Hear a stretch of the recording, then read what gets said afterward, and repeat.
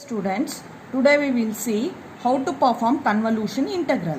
Convolution integral will be done for continuous time systems, that is analog LTI systems. The definition y of t is x of t convolution with h of t. Instead of summation in analog systems it will be an integral. So instead of k which we were using in convolution sum, here the convolution integral variable is tau. Okay, so tau from minus infinity to plus infinity, x of tau, h of t minus tau d tau. So now we will see one example. The impulse response and input signal of continuous time LTI system are given by h of t, which is u of t, that is a step signal.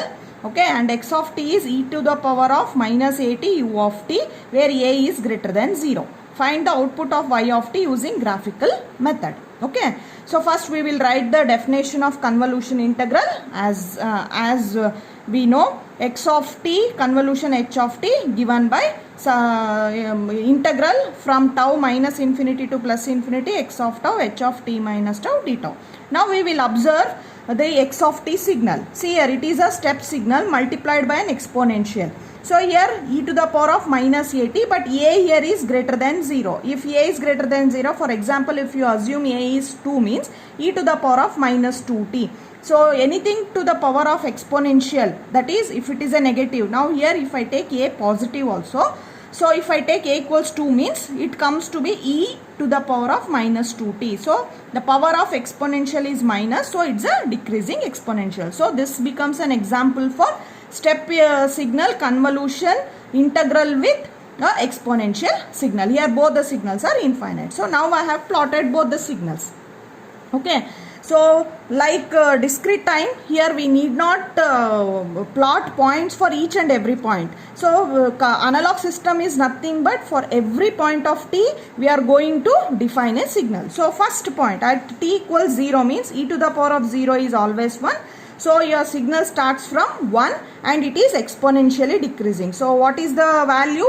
E to the power of minus 80. Why signal exists from only 0 to plus infinity? Because it's multiplied by u of t. U of t is a step signal which exists from 0 to infinity. Similarly, we will plot h of t. Here h of t is u of t. So I have written a continuous time step signal for h of t. So now we have to write them in terms of tau. See, in convolution integral sum we used to write as h of k and x of k. So here instead of k we are using the tau as a variable for integral. Okay, so here I will see, because it's very simple, have written it in terms of tau, h of tau. Okay, so now the same x of tau I have written, reproduced it. Here the axis becomes tau. Okay, so now the first step as usual, the folding h of tau to get h of minus tau. See, I have written h of minus tau, that is it's just a mirror image of the step signal.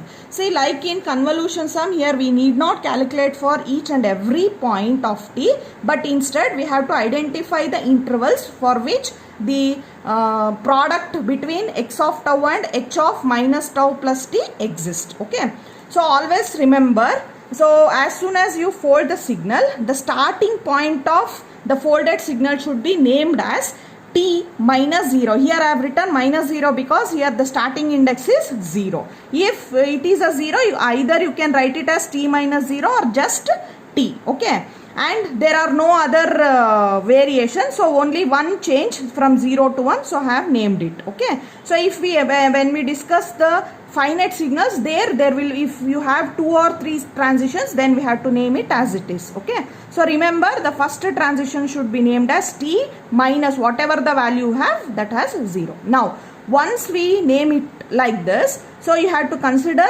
this index and you have to consider the starting index of x of tau. So what is the starting index of x of tau? It is 0. So take that. So first we have to take h of minus tau's index, and you should first do less than the first index of x of tau. The first index of x of tau here is 0. So t less than 0, t greater than or equal to 0. So this will give you two intervals. Okay, that is t less than 0 and t greater than or equal to 0. Where here 0 is the starting index of x of tau and this t is the index of h of t. Okay. Now Since I have two intervals, so we have to perform only the convolution integral for two intervals. The first is t minus tau. As we know, if the t value is less than 0, okay, so the signal is, or the t value here is negative, so signal has to be shifted left. See, here in this diagram I have written both x of tau and h of minus tau minus t in the same diagram. So if I have for less than 0, here h of tau will be shifted left, and if you observe, there exists no product between them, because here it is purely left sided signal and here it is a right sided signal. See, this point, this tau or this t minus 0 point is here, okay, so it is left side, so there exists no product, so I can write y of t is 0. So you write the equation tau minus infinity to plus infinity x of tau h of t minus tau d tau. The product of this is 0, so y of t is 0. Now we will go for the next interval, that is t greater than or equal to 0. For t equals 0, the product exists, that product is 1 into 1. Since it's not a discrete time signal, so since it's a continuous and we have to do the integration, so single point we are not considering. So we will consider the interval t greater than or equal to 0. If I do like that, so since here the t values we are considering is a positive value and the signal h of tau minus tau is shifted right, okay. So here also I have written like this. See, here you can observe the pink color is your h of tau signal, h of minus tau signal, and which I have written in pencil, it's a x of tau. Now here you can see the product. The product exists from where to where? The product exists from the starting index of x of tau, that is 0, to the moving index of h of tau, that is up to t minus tau. So the product exists from 0 to t, that is for this window there exists a product. So y of t, when I will write, the definition will be from minus infinity to plus infinity. Instead of this, now this integral will change from 0 to t, okay, because product exists from 0 to t. Now what is your x of tau? X of tau definition is e to the power of minus a tau, so that I have written. What is h of t minus tau? This value is 1 because it's a step signal, so exponential multiplied by 1 d tau. Now the rest of the thing is just doing the integration. Since e to the power of a minus a tau into 1 is e to the power of minus a tau only. So performing the integration for this with respect to the variable tau will yield this, because integration of an exponential is e to the power of minus a tau by a. The coefficient of tau we have to write, so I'll get minus a. Then you apply the limits, upper limit minus lower limit, and the simplification will yield 1 by a 1 minus e to the power of minus at.